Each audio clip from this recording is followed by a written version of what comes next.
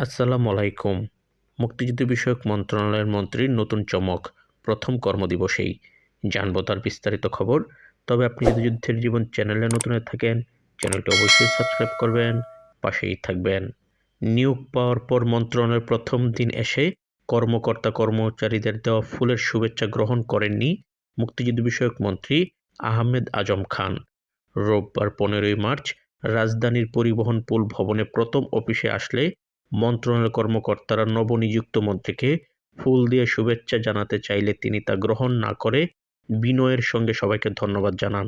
মুক্তিযুদ্ধ বিষয়ক মন্ত্রণালয়ের এক সংবাদ বিজ্ঞপ্তিতে এ তথ্য জানানো হয়েছে।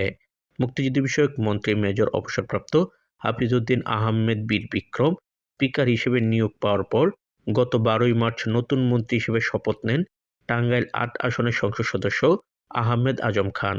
এরপর তাকে মুক্তিযুদ্ধ বিষয়ক মন্ত্রণালয়ের দায়িত্ব নিয়ে প্রজ্ঞাপন জারি করে মন্ত্রিপরিষদ বিভাগ।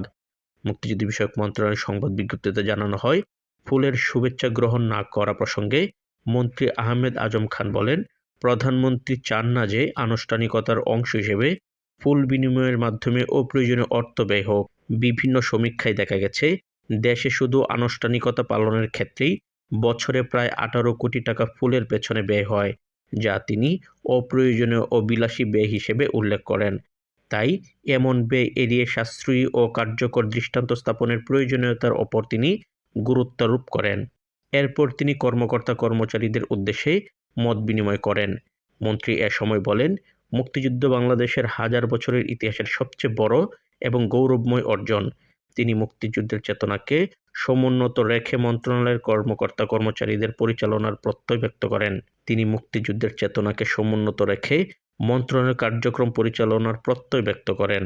তিনি বলেন, মুক্তিযুদ্ধ শুধু একটি ঐতিহাসিক ঘটনা নয়, এটি জাতির আত্মপরিচয় ও গৌরবের প্রতীক। তাই মুক্তিযুদ্ধের আদর্শ ও মূল্যবোধ ধারণ করেই মন্ত্রণালয়ের কার্যক্রম পরিচালনা হবে। অভিজ্ঞ কর্মকর্তা-কর্মচারীদের সহযোগিতা নিয়ে মন্ত্রণালয়ের কার্যক্রমকে আরও গতিশীল করতে চান বলেও জানান মন্ত্রী আজম খান।